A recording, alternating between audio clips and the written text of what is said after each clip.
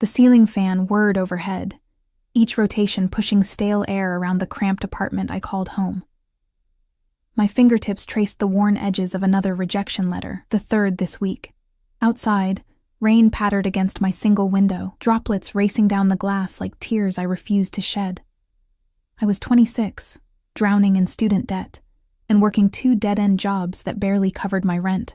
The cafe downstairs where I worked mornings reeked of burnt coffee and desperation. The upscale restaurant where I waited tables at night smelled of money and privilege, neither of which belonged to me. When my phone buzzed with a text from my manager at Bellissimo's, I nearly ignored it. But I needed the hours, needed every penny I could scrape together. Need you to come in early. VIP reservation. Wear the black dress uniform. I sighed, watching my planned evening of self-pity dissolve. The black dress meant the private dining room, meant rich people who tipped well, but looked through you like you were made of glass. Invisible. Just another body to fetch their champagne and smile at their jokes. The rain had soaked through my thin jacket by the time I reached the restaurant's back entrance. My hair clung to my face in damp tendrils, and my makeup had surely smudged beneath my eyes. Jesus, Ellie, you look like a drowned rat, Marco, the sous chef, muttered as I passed through the kitchen. I ducked into the staff bathroom, attempting to salvage what I could of my appearance. The woman in the mirror looked exhausted. Dark circles beneath hazel eyes, pale skin, a smile that never quite reached those eyes anymore. When had I become this person, this shadow? The Russo party arrives in 20, my manager Sophia said, appearing in the doorway. Her critical gaze swept over me. Fix your hair. They requested you specifically. Me? Why would they ask for me? Sophia shrugged. Mr. Russo was here last week. Said he appreciated your discretion. A dim memory surfaced, a table of 6 men in tailored suits, speaking in hushed tones, falling silent whenever I approached. I'd served them efficiently and without lingering, which seemed to please the man at the head of the table. He'd left a $1,000 tip with a brief nod of acknowledgement. I hadn't even known his name then. The private dining room gleamed with polished silver and crystal when I entered to make final preparations. Floor-to-ceiling windows overlooked the glittering city below, rain transforming the lights into blurred watercolors. The room sat 17 floors above the street, a place for people who preferred to look down on the world. I was adjusting the final place setting when the door opened. First came 2 men in dark suits, their eyes scanning the room methodically. Security. Then a woman in a sharp blazer, an assistant, I guessed, from the tablet clutched in her manicured hands. And finally, him.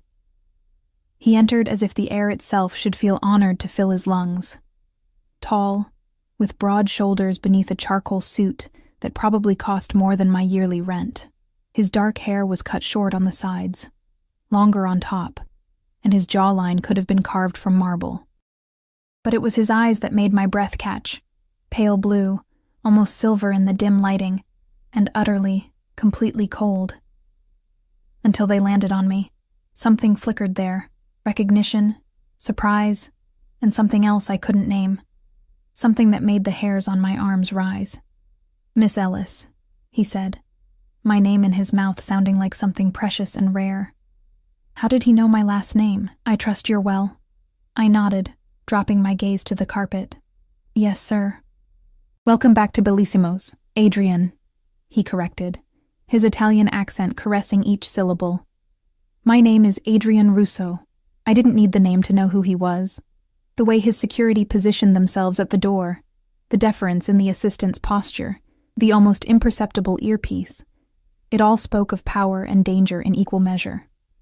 Everyone in the city knew the Russo family controlled the docks, the construction unions, and half the police force, though no one said so aloud. Will the rest of your party be arriving soon?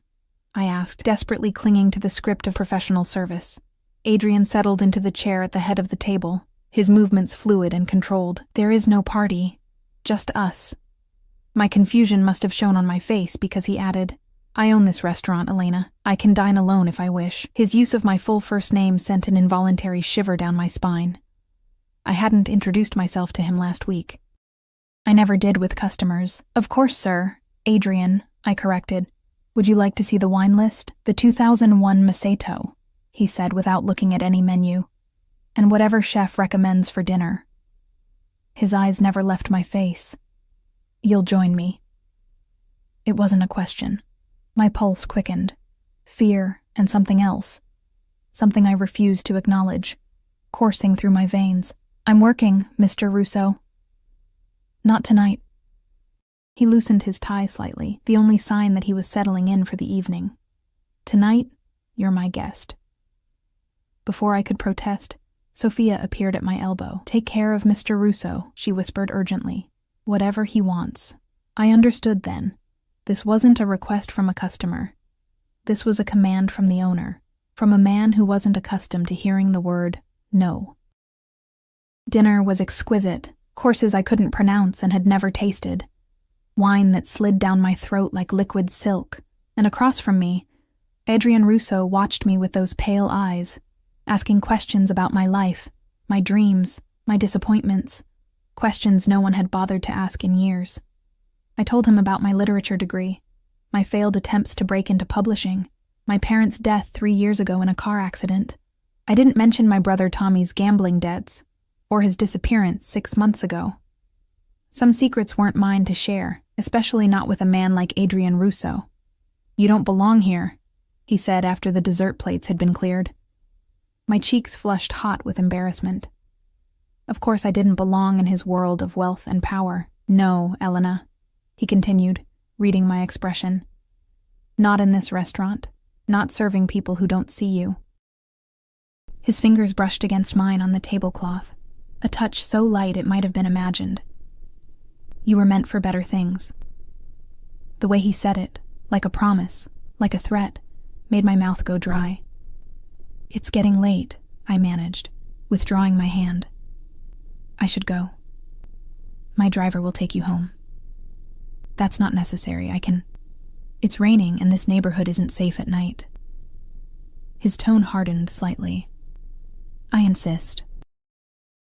The sleek black car waited at the curb, one of his security men holding an umbrella over me as I climbed into the back seat. To my surprise, Adrian slid in beside me. You don't need to escort me, I said, pressing myself against the door to maintain distance. I protect what interests me, Elena. His gaze traveled over my face in the dim interior. And you interest me greatly. The car moved silently through the rain-slicked streets, and I found myself giving my address without thinking. We rode in silence, the space between us electric with unspoken words. When we reached my building, a dilapidated structure in a neighborhood that had seen better days, Adrian frowned. This isn't safe.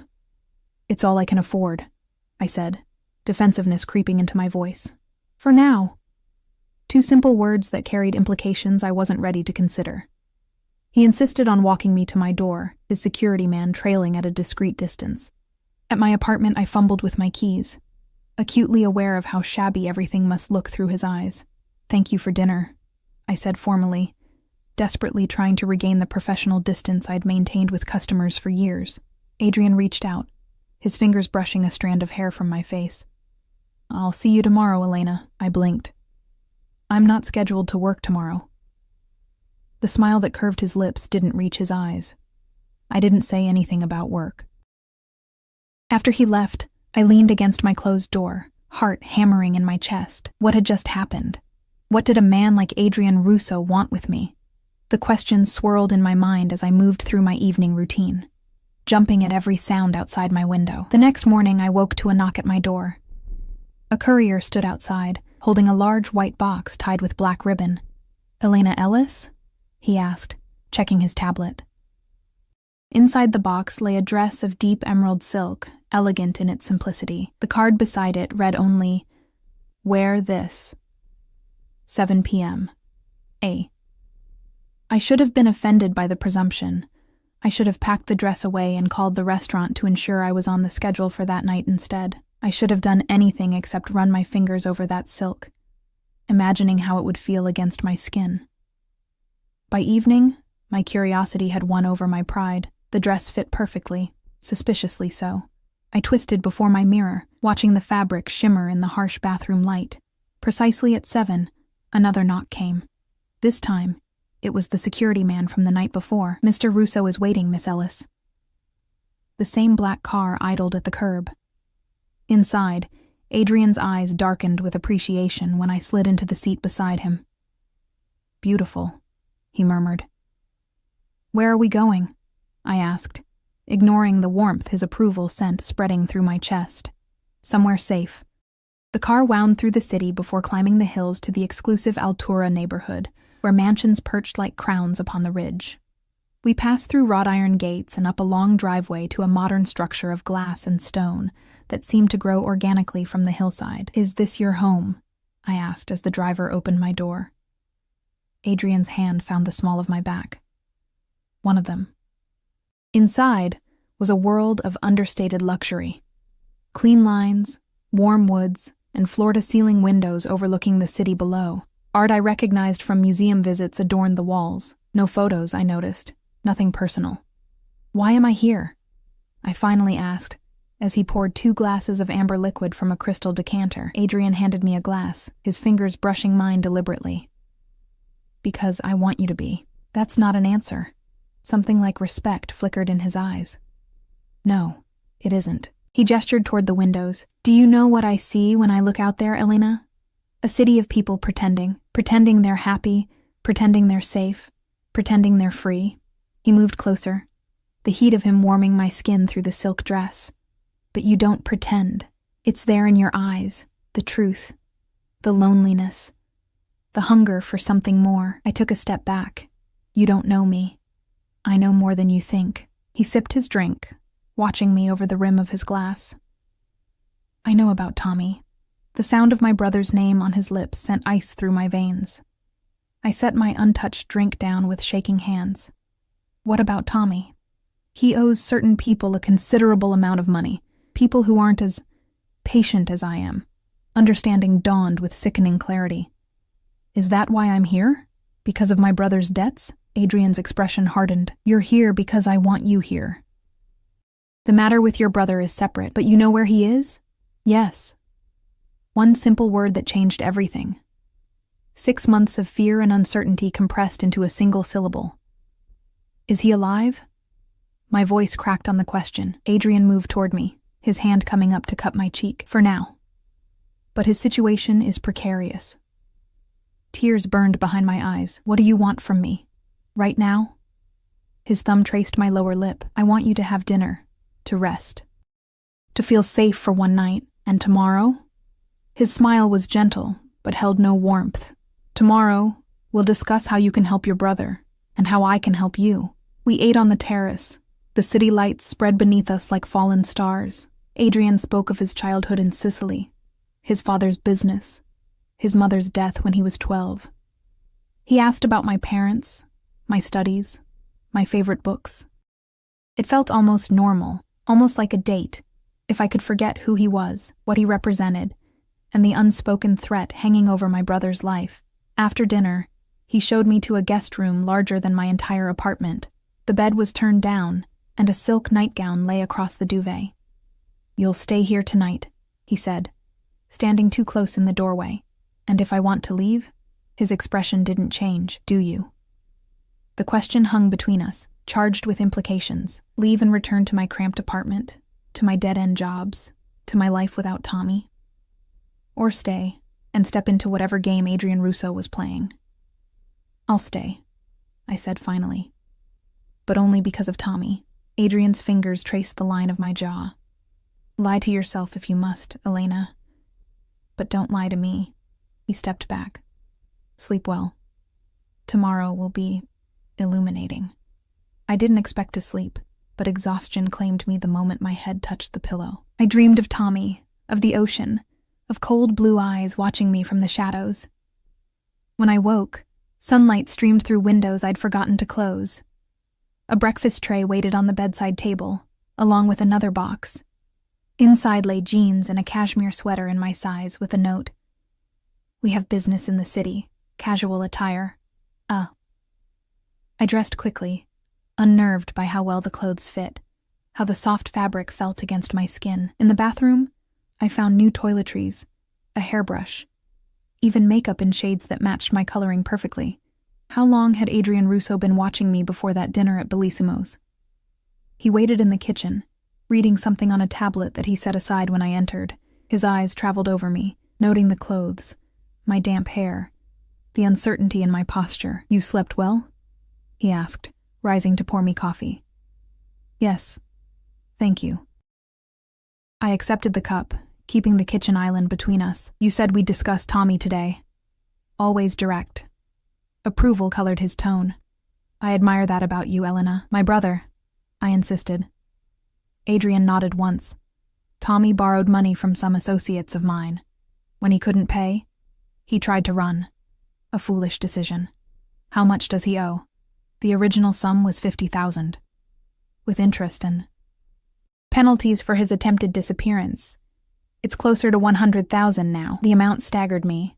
I would need to work at Bellissimo's for years to save that much. "I don't have that kind of money." "I'm aware." Adrian sipped his coffee. "But you have something else I want." Fear coiled in my stomach. "What?" "Your company." I stared at him, waiting for the rest, for the demand, the proposition, the trap, but he simply watched me, his expression unreadable. "My company? I want you to work for me, Elena. Not as a waitress, as my personal assistant." Relief and suspicion warred within me. What would that entail exactly? Managing my schedule, accompanying me to meetings and events, living here where I can ensure your safety.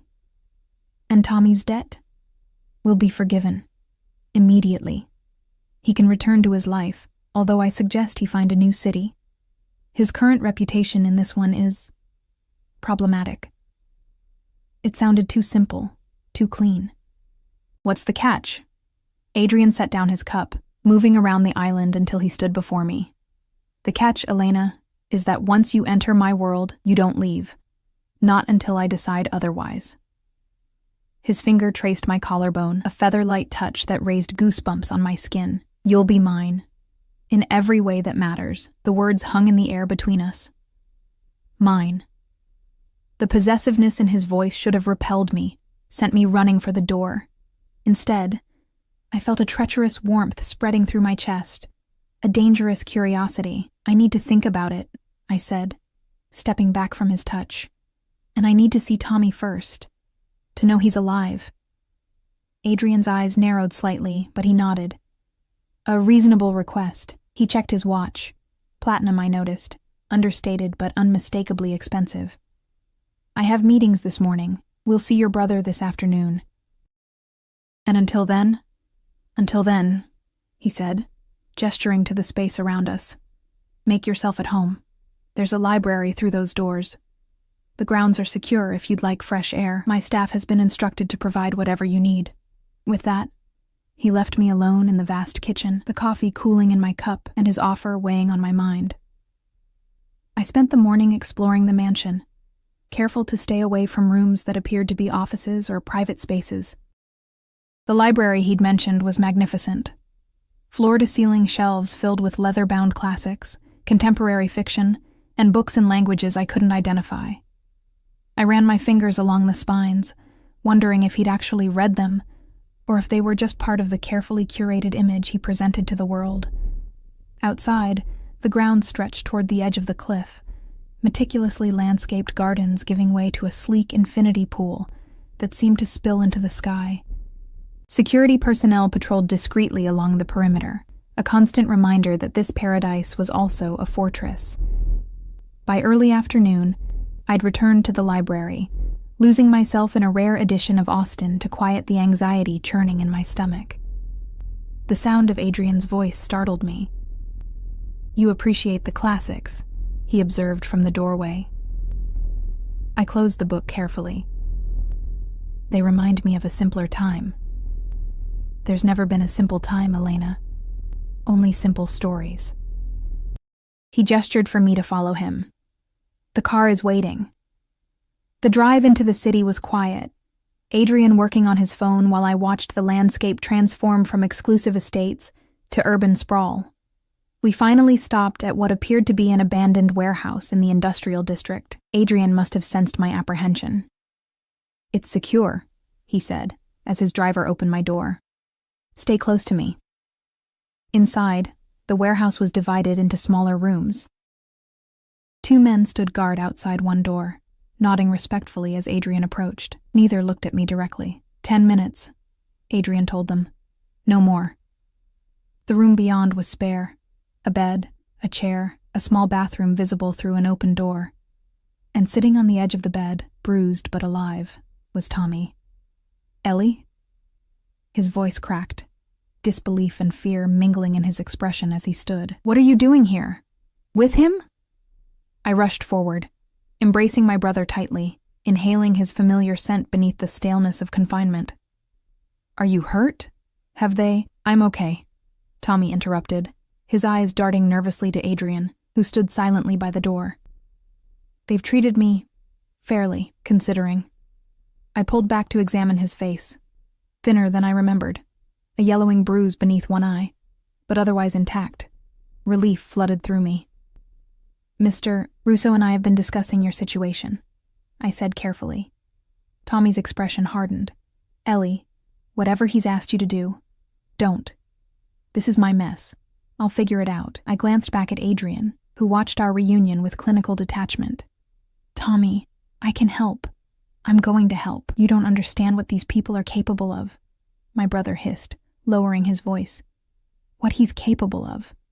Time's up, Adrian announced from the doorway. I squeezed Tommy's hand. Trust me. Everything will be okay. As we left, Tommy called after me. Ellie, please.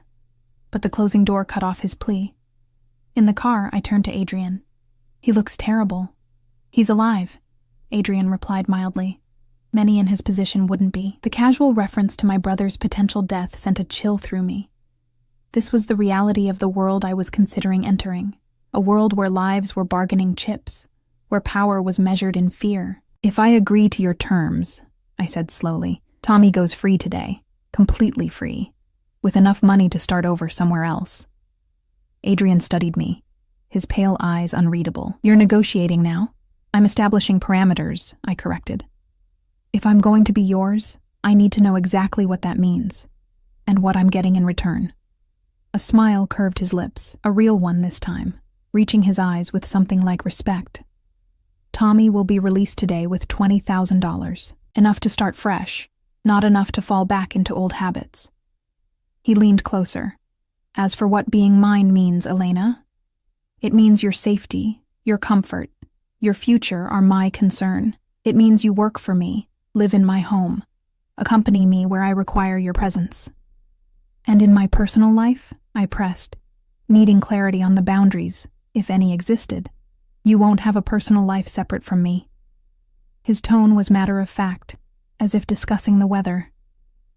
Where you go, who you see, what you do, all of it will be with my knowledge and approval. My stomach tightened. And if I want to leave, after a year or two? Adrian's expression cooled. That's not how this works. So I'd be your prisoner. No. He reached across the space between us, his fingers brushing my cheek. You'd be under my protection. There's a difference. And physically? I forced myself to ask the question that had hovered unspoken between us. What do you expect? His eyes darkened, but his voice remained controlled. I don't take what isn't freely given, Elena. When you come to my bed, and you will, it will be because you want to be there. The confidence in his assertion sent heat rushing to my face. I looked away, watching the city pass outside the window. I need tonight, I said finally. To think. To decide. One night, he agreed. No longer. We returned to his mansion as evening fell. Adrian disappeared into his office, while I wandered onto the terrace, watching the sun sink below the horizon, painting the sky in shades of fire. The beauty contrasted sharply with the heaviness in my chest, the impossible choice before me. Dinner was served on the terrace, Adrian joining me as if this were normal, as if I weren't contemplating signing away my freedom to save my brother. He spoke of a gallery opening the following week, of a business trip to Milan at the end of the month, all with the casual assumption that I would be by his side. You're very confident in my answer, I observed as dessert was cleared away. Adrian leaned back in his chair, studying me over the rim of his wineglass. I know desperation when I see it, Elena. And I know you love your brother more than you love your freedom. The accuracy of his assessment stung. You've been watching me for a while, haven't you? Before the restaurant. 6 months, he admitted without hesitation, since Tommy first borrowed money from my associates. The timeline aligned perfectly with my brother's disappearance. You've been waiting for this moment. I've been waiting for you, he corrected. The timing is convenient. Why me? The question had burned in my mind since that first dinner. I'm nobody. I have nothing to offer someone like you. Adrian set down his glass, his expression softening almost imperceptibly. You pushed a child out of the path of a speeding car last winter, on 5th Avenue. You gave your umbrella to an elderly man during a downpour, then walked 6 blocks in the rain. You leave food for the stray cat behind your building, even when you can barely feed yourself. He leaned forward. You have a rare quality, Elena, a goodness that hasn't been corrupted by the world. That's worth more than you know. I stared at him, unnerved by the intimate knowledge of my life, by the intensity in his gaze. You had me followed. I had you observed, he corrected. There's a difference. Later, alone in the guest room, I paced the floor, weighing options that weren't really options at all. Could I run? Take Tommy and disappear? The thought was laughable. Adrian Russo had resources I couldn't imagine, connections everywhere. There would be no hiding from him. Could I refuse? Go back to my life? Leave Tommy to his fate? The idea made me physically ill.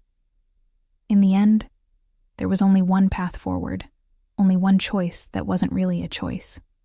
Morning found me in the kitchen before Adrian, watching the sunrise paint the sky in delicate pinks and golds. He entered silently, observing me for a moment before speaking. You've decided. I turned to face him, squaring my shoulders. Yes, I accept your offer, with one additional condition. His eyebrow raised slightly, which is, I want it in writing. A contract that specifies Tommy's freedom, my obligations to you, and a term limit. 5 years. I met his gaze steadily. After 5 years, I want the option to leave if I choose. Adrian's lips quirked in amusement. Always surprising me. He considered for a moment. 3 years. With the understanding that if you leave, you do so with nothing but what you brought with you. And you never contact your brother again. The condition was cruel, calculated to ensure I would think carefully before walking away. Fine. 3 years. And I want your word, he added, moving closer. Beyond any paper you sign. I want you to promise me, Elena. 3 years. Completely mine. I swallowed hard, feeling the weight of the promise he was asking for. You have my word. Something darkened in his eyes. Satisfaction, possession, desire. He reached for my hand, raising it to his lips in a gesture that felt both old-fashioned and strangely intimate. Then we have an agreement. Everything moved quickly after that. By afternoon, a contract had been prepared, reviewed by a lawyer who arrived and departed with discreet efficiency. I signed my name with shaking fingers, watching as Adrian's bold signature claimed the line beside mine. Your brother will be released tonight, Adrian informed me as the documents were taken away. My men will drive him to the airport with a ticket to Portland and enough cash to start over. I want to say goodbye. Adrian shook his head. A clean break is better, for both of you. I wanted to argue, to insist on one last moment with the only family I had left. But the finality in Adrian's tone made it clear this wasn't negotiable. My first lesson in the new power dynamic between us. What happens now? I asked instead. Now, Adrian said. We begin your transition. My assistant has arranged for your belongings to be packed and brought here. Tomorrow, we'll discuss your duties in detail. His eyes traveled over me appraisingly. Tonight, we'll have dinner with an associate of mine. Your first official appearance as part of my household. The day passed in a blur of details. A personal shopper arriving with racks of clothing for me to try. A stylist measuring me for alterations.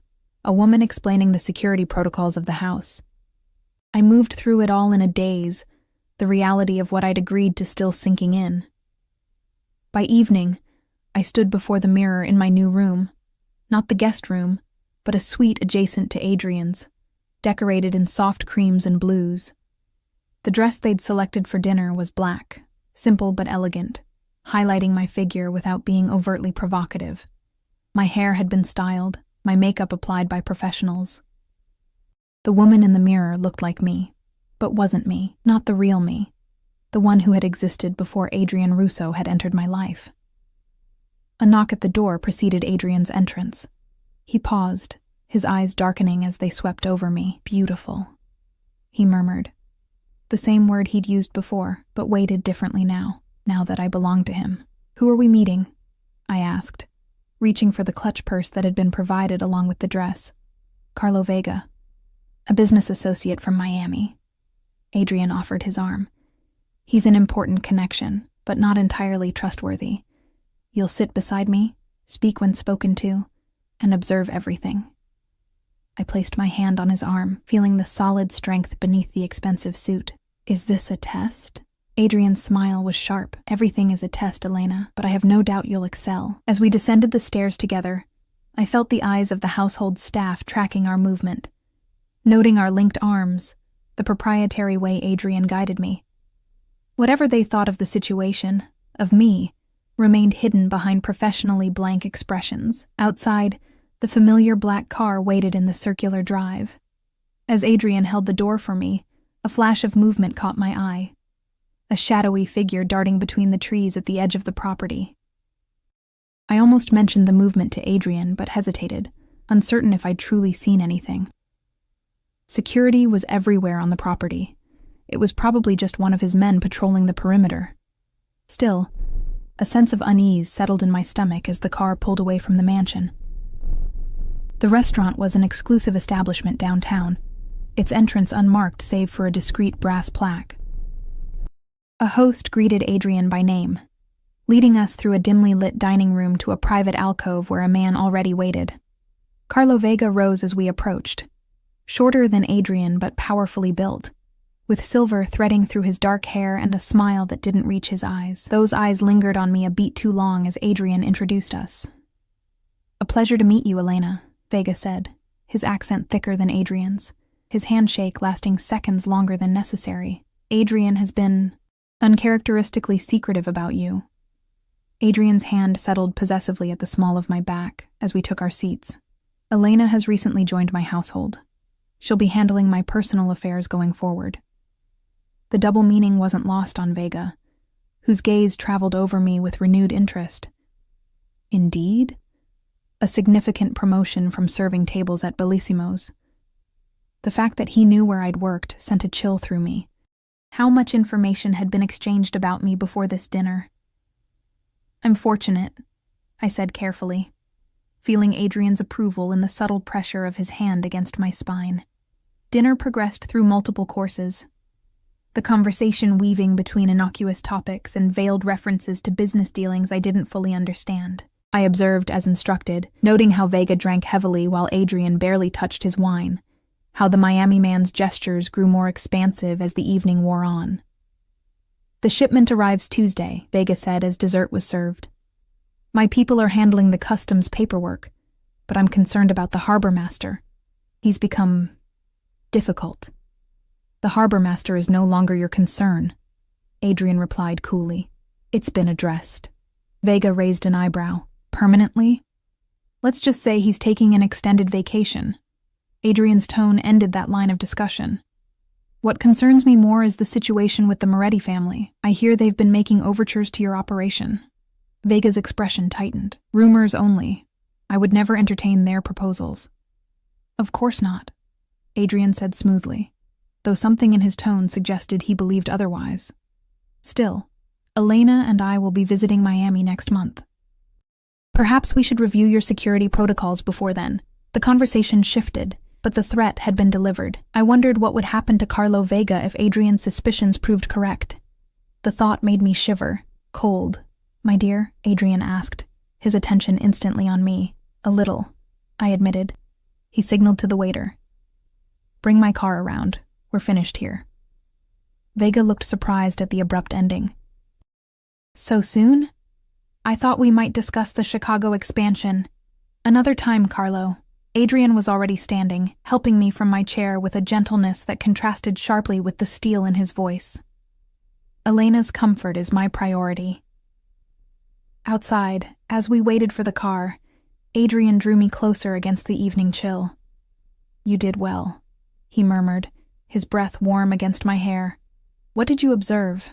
I considered my answer carefully. "He's nervous, drinking too much, and he was lying about the Moretti family." His right eye twitched slightly each time he denied it. Adrian's lips curved into a smile. "Very good. What else?" "He was armed.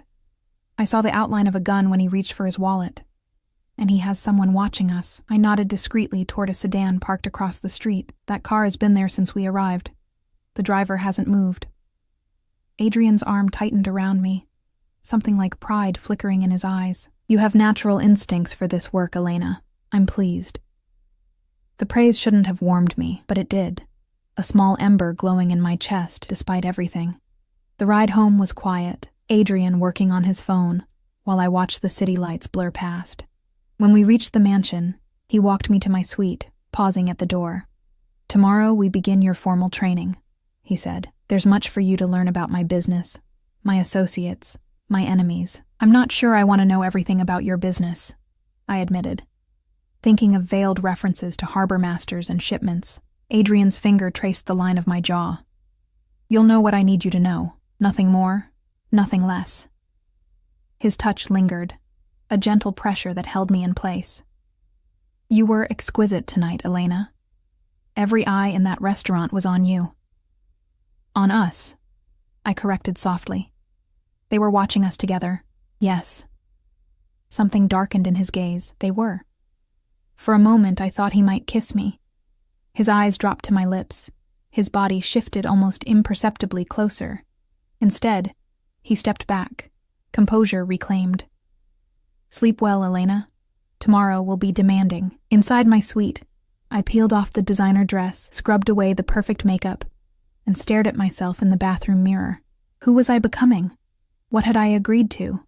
The woman looking back at me seemed like a stranger, caught somewhere between the struggling waitress I'd been and whatever Adrian Russo intended to make of me. My sleep was restless, filled with dreams of shadowy figures watching from the trees, of Tommy calling out to me, his voice growing fainter as I ran toward it. Morning brought a new routine. Adrian's assistant, Sophia, the sharp-suited woman I'd first seen at the restaurant, appeared at my door at precisely 7 a.m. "Mr. Russo expects you for breakfast in 30 minutes, she informed me, her expression professionally neutral as she handed me a tablet. "Your schedule is loaded here. You'll need to review it before joining him." The schedule was meticulously detailed. Language lessons at 9, followed by sessions on etiquette, then meetings with Adrian's security team to review protocols. Afternoon appointments with a personal trainer, a stylist for final fittings on my new wardrobe, and finally, dinner with Adrian at 8. I dressed in one of the simpler outfits that had been provided, tailored black trousers and a cream silk blouse, and made my way to the terrace where breakfast was served. Adrian was already there, reading something on his tablet while he sipped his coffee. He looked up as I approached, his eyes approving. "You reviewed the schedule?" I nodded, taking the seat across from him. "It's comprehensive. Your role requires certain skills," he said, setting aside his tablet. "Languages, social graces, an understanding of security measures. I've arranged the best instructors." "What exactly will I be doing for you?" I asked, accepting a cup of coffee from a silent staff member who appeared and disappeared with practiced invisibility. Adrian considered me over the rim of his cup.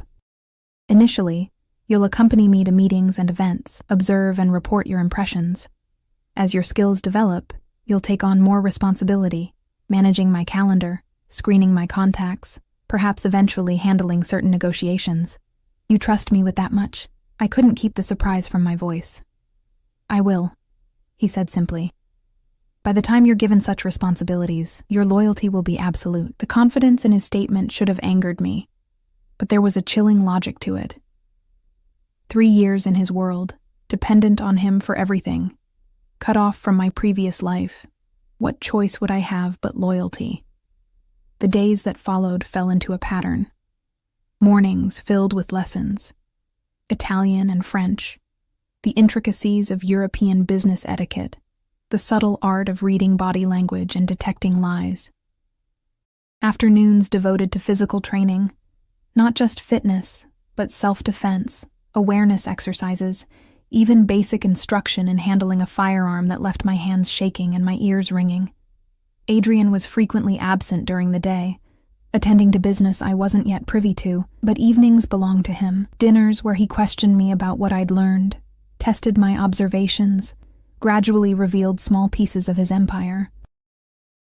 Private moments on the terrace afterward, his hand occasionally brushing mine, his eyes lingering on my face in ways that made my pulse quicken despite my best intentions. 2 weeks into this new life, Adrian informed me over breakfast that we would be attending a gala that evening, my first public appearance as his official companion. "The governor will be there," he said, watching my reaction closely, "along with several business associates you haven't met. This is an important night, Elena." "What do you need from me?" I asked, setting aside my anxiety about the event. A smile touched his lips. "Just be yourself. Observe. Remember what you've learned." His hand covered mine briefly, and stay close to me. The dress selected for the event was breathtaking. Deep red silk that clung to my body before flowing to the floor, a slit rising dangerously high on one thigh. When I emerged from my suite that evening, Adrian was waiting in the hall. His sharp intake of breath as he saw me sent heat flooding through my veins. "You'll stop hearts tonight," he said softly, offering his arm. The gala was held at the art museum downtown, its grand marble staircase lined with photographers capturing the arrival of the city's elite. I felt their lenses turn toward us as we ascended. Adrien Rousseau, notorious and powerful, with an unknown woman on his arm. Tomorrow I would be in those photos, my face linked to his in the public imagination. Inside, the museum's central hall had been transformed into a glittering reception space. Crystal chandeliers cast prismatic light over the crowd, the air humming with conversation and the subtle notes of a string quartet. Adrian guided me through the room, his hand steady at my waist, introducing me to a blur of faces, politicians, business owners, old money families whose names I recognized from history books. "Adrian, darling," a woman's voice cut through the noise, belonging to a statuesque blonde in a shimmering silver gown, who approached us with practiced grace. "I was beginning to think you were avoiding me." "Vanessa," Adrian acknowledged coolly. "Allow me to introduce Elena Ellis. Elena, this is Vanessa Moretti."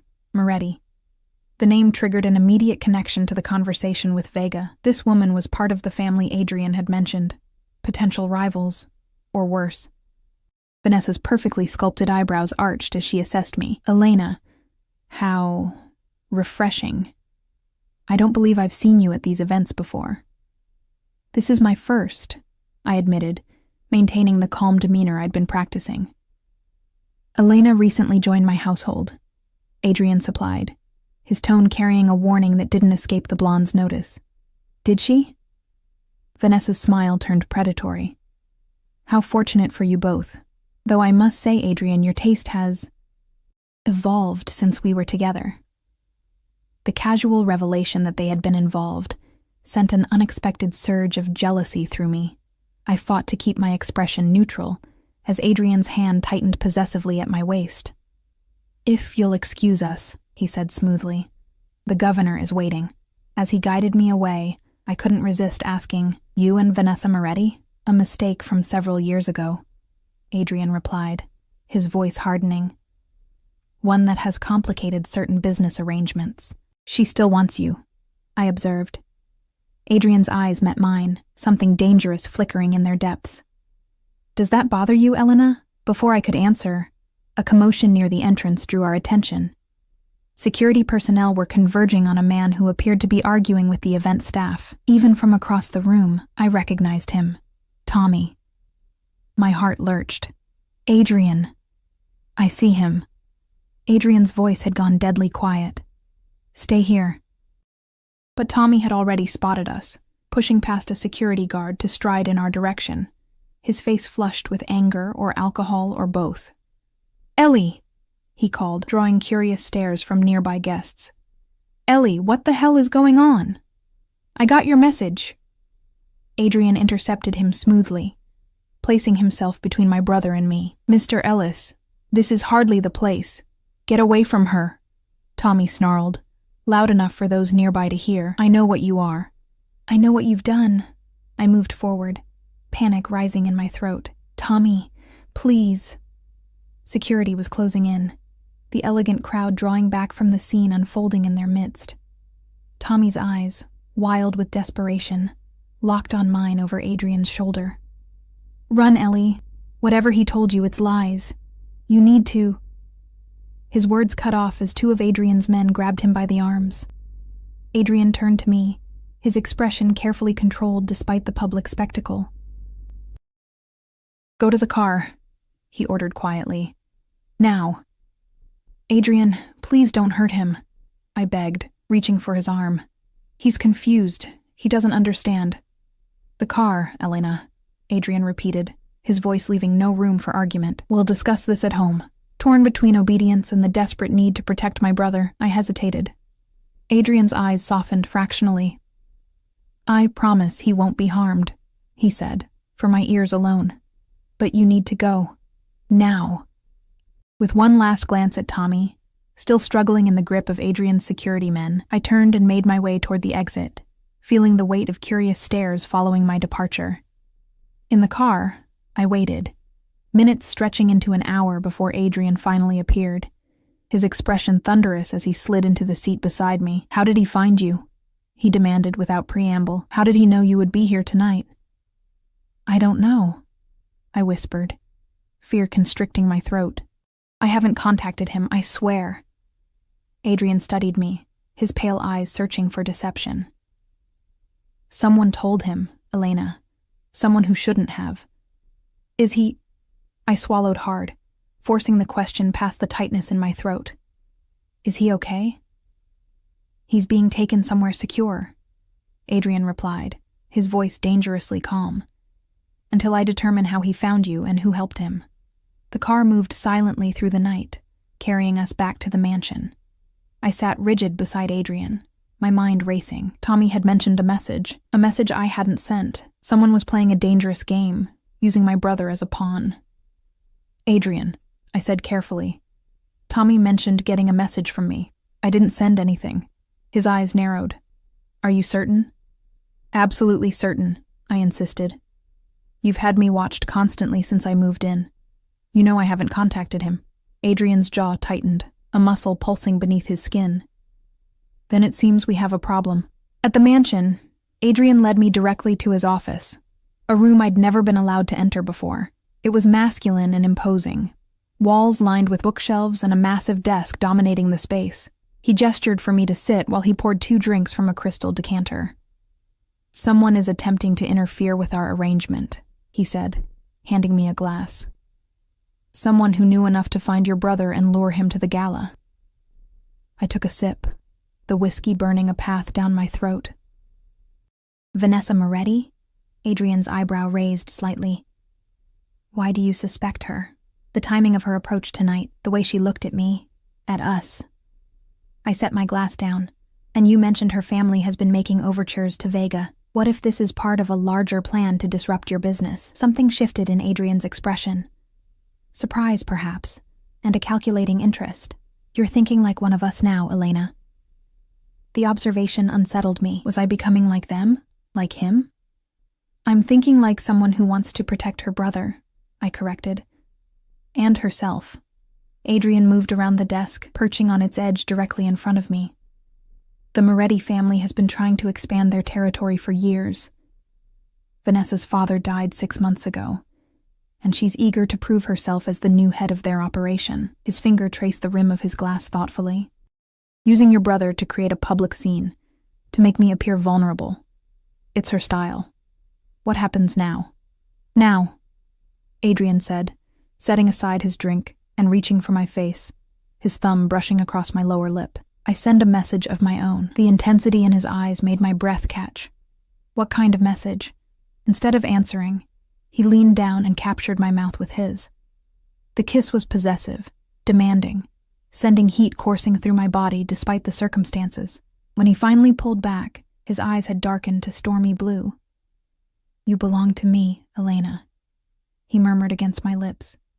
and I protect what's mine. The next morning, I woke to find a small, elegant box on my bedside table. Inside, nestled a platinum pendant, a delicate key suspended on a fine chain.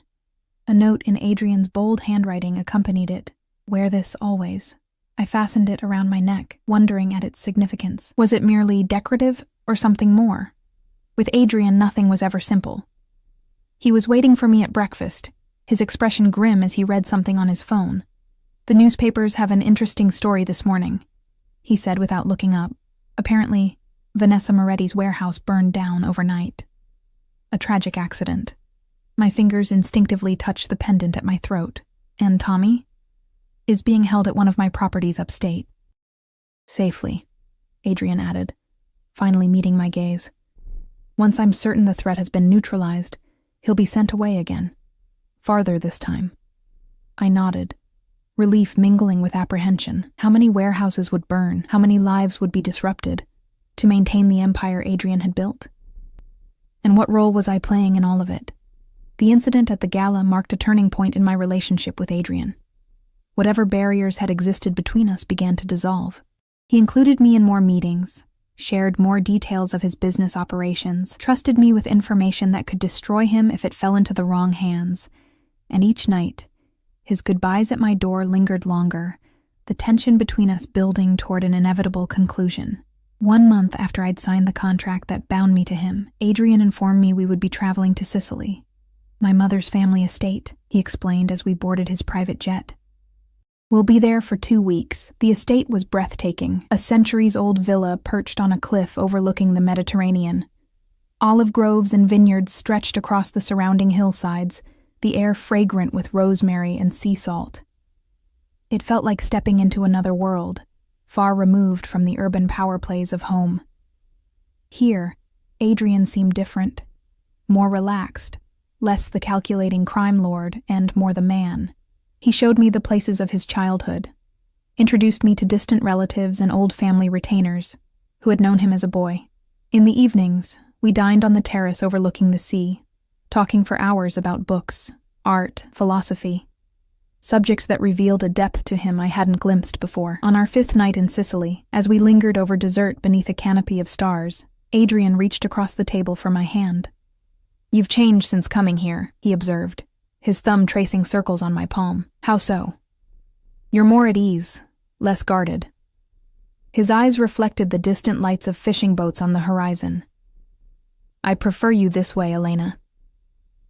I smiled, the wine and the setting making me bold. "Perhaps it's because you're different here too." "Am I?" "Less the Mafia boss and more just Adrian." His expression softened. "And which do you prefer?" "I'm still deciding," I admitted. "Both have their appeal." Later, as he walked me to my room, adjacent to his in the villa's east wing, Adrian paused outside my door. The moonlight filtering through ancient windows cast his features in silver and shadow. "I'm tired of waiting, Elena," he said quietly. My heart stuttered against my ribs. "Waiting for what?" "For you to come to me willingly." His fingers traced the line of my jaw, tilted my face up to his. "For you to admit what we both know." "And what's that?" I whispered, though I knew the answer. "That despite everything, despite how we began, you want me as much as I want you." The truth of his words resonated in my blood. Whatever moral objections I'd clung to had eroded day by day, replaced by a hunger I couldn't deny. I reached up, my fingers threading through his hair, and pulled his mouth down to mine. The kiss was different from our first, not a statement of possession, but an invitation, a beginning. Adrian groaned against my lips, his arms encircling me, pulling me flush against him. When we finally broke apart, his eyes were dark with desire. "My room," he murmured. "Now." I should have hesitated, should have considered what this step would mean. Instead, I took his hand and followed him down the moonlit corridor, desire drowning out every other consideration. His bedroom was larger than mine, dominated by a massive 4-poster bed. Adrian pulled me to him the moment the door closed behind us, his kiss deeper now, hungrier. His hands found the zipper of my dress. slowly drawing it down as his lips traced a path along my neck. "I've imagined this," he confessed against my skin, "every night since you came to me." The dress pooled at my feet, his hands exploring newly exposed skin with reverent attention. I worked at the buttons of his shirt, desperate to feel him, to cross this final boundary between us. When we were both undressed, Adrian lifted me onto the bed, his body covering mine, his weight a delicious pressure. "Mine," he whispered as he entered me, the word both a claim and a promise. "Yours," I agreed, surrendering completely to what had been inevitable from the start. Afterward, lying in the circle of his arms as moonlight spilled across the tangled sheets, I traced the lines of an old scar on his shoulder. "How did you get this?" "My first lesson in betrayal," Adrian said, his voice soft in the darkness. "I was 19, working for my father. Trusted the wrong person. What happened to them?" "The person who betrayed you." His silence was answer enough. "Adrian," I ventured, emboldened by our newfound intimacy, "what happens when our 3 years are over?" His arms tightened around me. "That's a discussion for another time." "But, Elena," his tone carried a warning, "don't spoil tonight with thoughts of endings." I fell silent, understanding that some boundaries still remained, some questions he wasn't ready to answer. Instead, I pressed closer to him, committing to memory the feel of his skin against mine, the rhythm of his breathing as he drifted toward sleep. In the morning, I woke alone, sunlight streaming through windows I didn't remember being opened. A note on Adrian's pillow directed me to meet him for breakfast on the terrace. I dressed in a simple sundress from the wardrobe that had mysteriously been filled with clothes in my size, and made my way through the villa's cool corridors. The sight that greeted me on the terrace froze me mid-step. Adrian sat at the table as promised, but he wasn't alone. Across from him, wearing an expression of cautious hostility, sat Tommy. My brother's eyes locked with mine, a storm of emotions crossing his face. Relief, anger, confusion. He rose from his chair, ignoring Adrian's sharp glance. "Ellie," he breathed, moving toward me. I rushed forward, embracing him tightly, breathing in his familiar scent, the last tangible connection to my old life. "Tommy, what are you doing here?" "How?" "Mr. Russo invited me," Tommy said, pulling back to search my face. "He said it was time we talked. All of us." I turned to Adrian, questioning. His expression was unreadable, controlled. But there was a tension in the set of his shoulders I'd learned to recognize. "Sit," Adrian instructed, gesturing to the empty chair between them. "We have much to discuss," I complied, hyper-aware of the current running between the two men. Tommy's barely contained hostility, Adrian's dangerous calm. "Your brother and I have been having an enlightening conversation," Adrian continued once I was seated, pouring coffee into my cup with practiced ease. "About his gambling debts, about the people he stole from, and about certain messages he claims to have received from you." Tommy leaned forward, his voice urgent. "Ellie, I never believed you'd choose to be with him willingly." "When I got those texts—" "What texts?" I interrupted. "Tommy, I never sent you anything." My brother's expression faltered. "But they came from your number.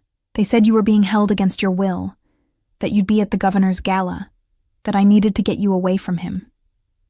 He jerked his head toward Adrian. Adrian's eyes never left my face.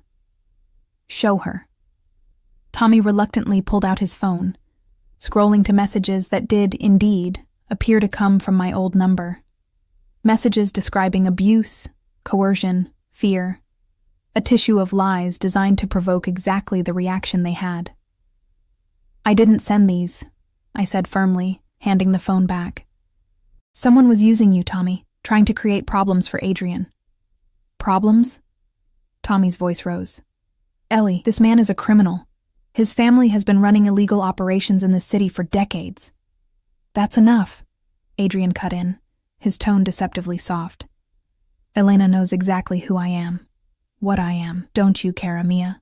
The endearment slipped from his lips naturally, intimately, and I watched understanding dawn in Tommy's eyes, followed quickly by dismay. "My God," he whispered. "You're sleeping with him."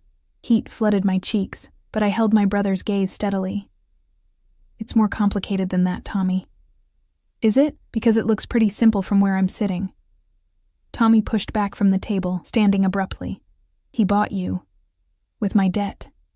That's not what happened, I protested, though the denial rang hollow even to my ears. No?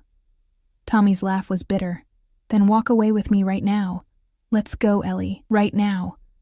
I didn't move. Couldn't move. The silence stretched between us, damning in its implication. That's what I thought. My brother said finally. He owns you. I made a choice, I countered, my voice strengthening with conviction I hadn't known I possessed. I chose to save you, yes. But I also chose this life, Tommy. I chose Adrian. Adrian's hand found mine beneath the table, his fingers intertwining with mine in a gesture that felt suddenly, profoundly significant. Mr. Ellis, Adrian addressed Tommy directly, your sister and I have an arrangement. 3 years of her service in exchange for your freedom and safety. That arrangement stands, regardless of your personal feelings about it. And after these 3 years? Tommy demanded. What then? Adrian's thumb traced circles on my palm. That will be Elena's choice. Tommy looked between us, disbelief etched in every line of his face. You actually believe that? That he'll just let you walk away when the time comes? The question echoed my own unspoken doubts, but I pushed them aside. I need you to trust me, Tommy, and I need you to be safe, which means leaving the country, starting fresh somewhere Adrian's enemies can't find you. His enemies? Tommy laughed bitterly. What about your enemies now, Ellie? Because they're the same. You're in his world now. The truth of his statement hit me with unexpected force. I was in Adrian's world, had been sliding deeper into it day by day without fully acknowledging the transformation. Adrian rose from the table, buttoning his linen jacket in a casual display of authority. My jet will take you to Paris this afternoon. From there, you'll be provided with new identification, a bank account, and contacts who can help you establish yourself. His tone left no room for argument. Elena and I will join you for lunch before you depart. With that, he leaned down to place a possessive kiss on my cheek, his lips lingering near my ear. Talk to your brother, he murmured. Make him understand. Then he was gone, leaving Tommy and me alone on the sunlit terrace. For a moment, neither of us spoke. The distant sound of waves breaking against the cliffs below filled the silence. He'll never let you go, Tommy said finally, his voice quieter now. Men like him don't give up what they consider theirs. I touched the key pendant at my throat. Adrian's mark of ownership. Maybe I won't want to go. Listen to yourself, Ellie. This isn't you talking. This is Stockholm Syndrome or something. He's manipulating you. It's not that simple, I insisted. Adrian is complicated. There's more to him than what you see. Tommy's expression darkened. Do you know what he did to the men who gave me those loans? The ones who were hunting me? They disappeared, Ellie. All of them. No bodies, no traces, just gone. He leaned forward, his voice dropping. And the woman at the gala? The one you think sent those fake texts? Her warehouse wasn't the only thing that burned. They found 2 bodies in the ashes. My blood ran cold.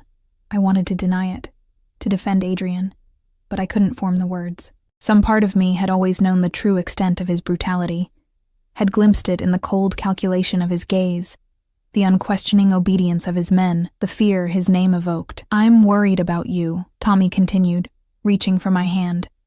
This world he's pulled you into, it changes people. It corrupts them. I know what I'm doing, I said, though the conviction in my voice wavered. Do you? Because from where I'm sitting, my big sister who used to lecture me about right and wrong is now the mistress of a murderer. The word stung. It's not like that. Then what is it like, Ellie? Help me understand, because I'm about to be shipped off to another continent, and I don't know if I'll ever see you again. Tears burned behind my eyes. I don't know how to explain it, Tommy. I started this to save you, but now... I trailed off, unsure how to articulate the tangled emotions Adrian evoked in me. You think you love him, Tommy said flatly. Did I?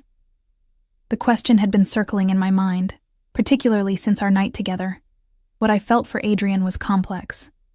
Fear mingled with desire, resentment with admiration, anger with a growing, undeniable affection.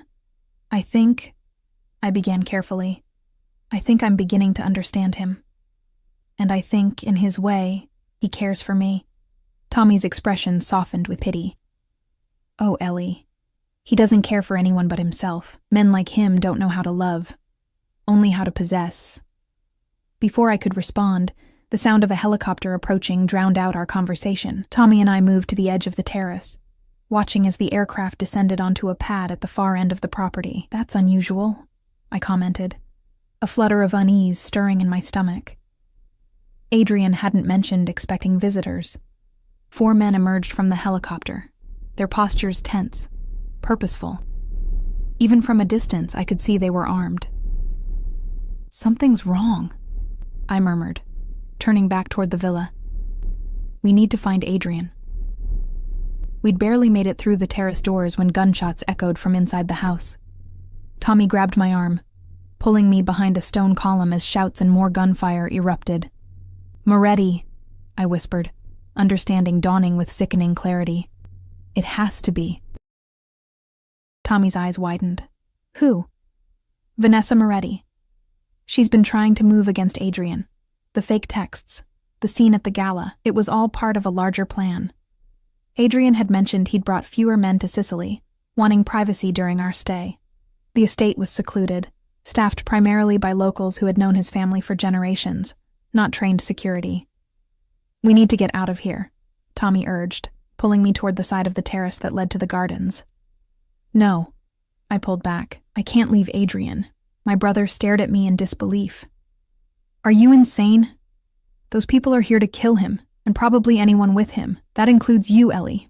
Another burst of gunfire, closer now, punctuated his argument. I made a split-second decision. There's a hidden passage in the wine cellar, I said, recalling Adrian's tour of the estate. It leads to a cove below the cliffs. There's a boat there. How do we get to the cellar? Through the kitchen. I moved toward a different door, one that led to a service corridor. This way. We crept through the quiet hallway, the sounds of violence growing more distant. The kitchen was empty, the staff having fled or hidden at the first sign of trouble. I led Tommy to a heavy wooden door that opened onto stone steps descending into darkness. Stay close, I whispered, feeling along the wall for the light switch Adrian had shown me. The cellar illuminated with dim yellowish light, revealing rows of wooden racks filled with dusty bottles. I moved to the far corner, searching for the mechanism that would open the hidden door. Ellie. Tommy's voice, tight with warning, made me whirl around. Vanessa Moretti stood at the top of the stairs, a pistol in her perfectly manicured hand. Blood splattered the sleeve of her designer blouse. Someone else's, judging by her unharmed appearance. Elena Ellis, she said, descending the steps with casual menace.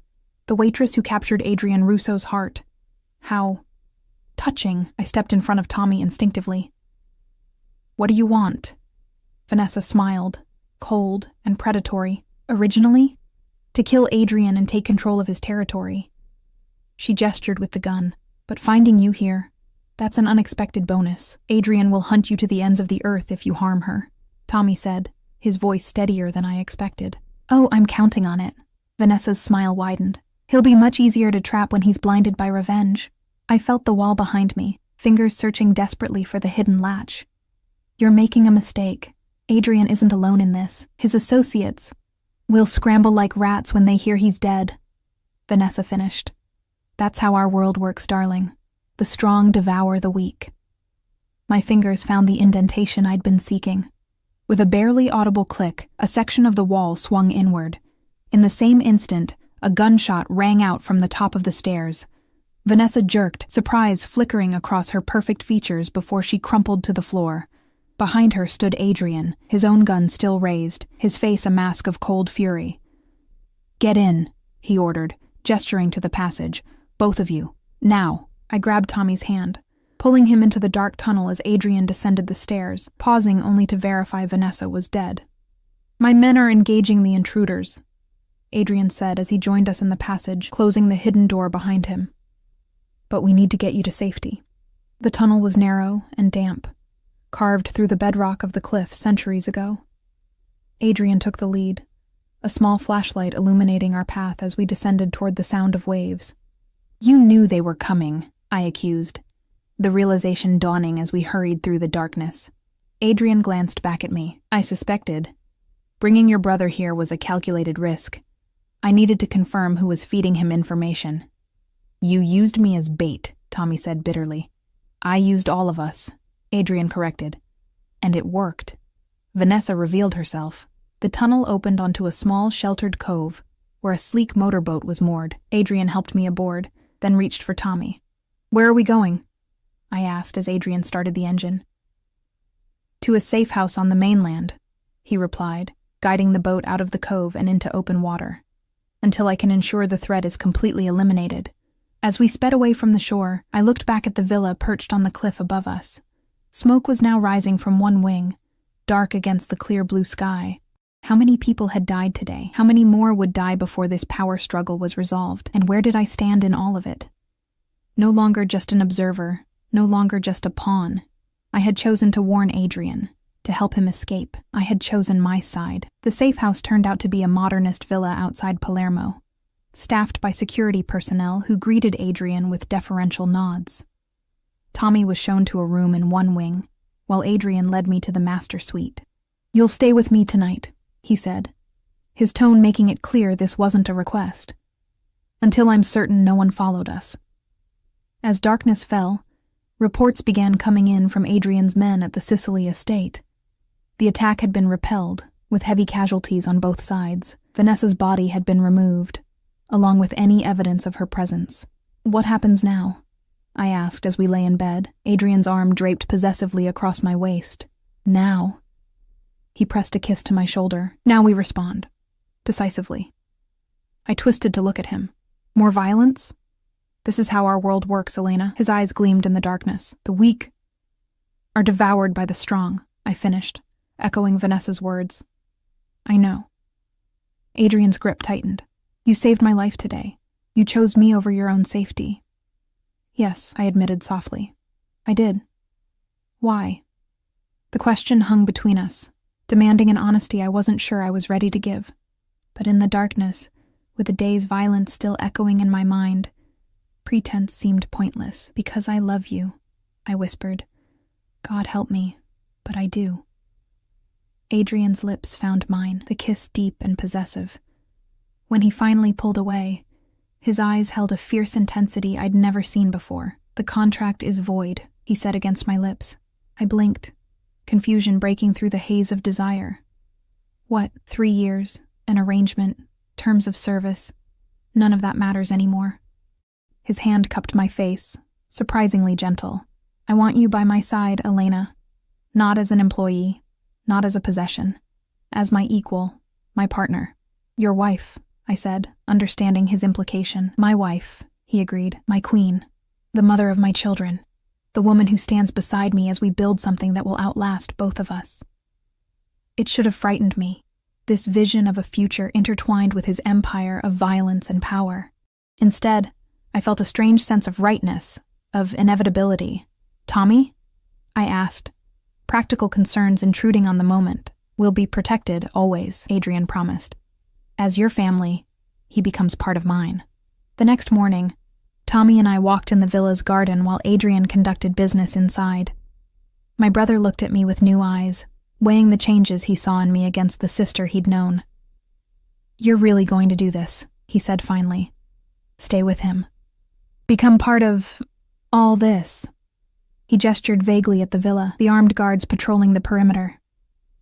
I am, I confirmed. I know it's not the life you imagined for me. It's not the life anyone imagined for you, Tommy interrupted. But I'm beginning to understand that you're not the same person who used to bail me out of trouble, who worked double shifts to pay our parents' medical bills. He looked at me seriously. You've changed, Ellie. We all change, I said softly. We become who we need to be to survive. Tommy nodded slowly. And you'll survive in his world. I can see that now. He squeezed my hand. Just don't forget who you were completely, okay? That girl who pushed a stranger out of the way of a speeding car. She's worth remembering. Later that day, as Adrian's jet carried Tommy away to his new life, I stood with Adrian on the terrace, his arm around my waist as we watched the plane disappear into the horizon. He'll be safe, Adrian assured me. I've made arrangements. I nodded, leaning into his strength. I know. Adrian turned me to face him. Are you sure about this, Elena? About us? Once you truly enter my world, there's no turning back. I thought of the frightened waitress I'd been, the woman who had signed a contract out of desperation. I thought of the blood that had been spilled, the lives taken in Adrian's name. In our name now. I'm sure, I said, reaching up to touch his face. I pushed you aside before that shot rang out. I saved your life, and in saving you, I found myself. Adrian pulled me closer, his kiss a seal on our pact. Mine, he murmured against my lips. Yours, I agreed, always. And as the Mediterranean sun set before us, painting the sky in shades of fire, I embraced the truth of who I had become. Not a victim, not a prisoner, but the woman who had pushed a Mafia boss aside before the shot rang out, and in doing so, had changed both our destinies forever.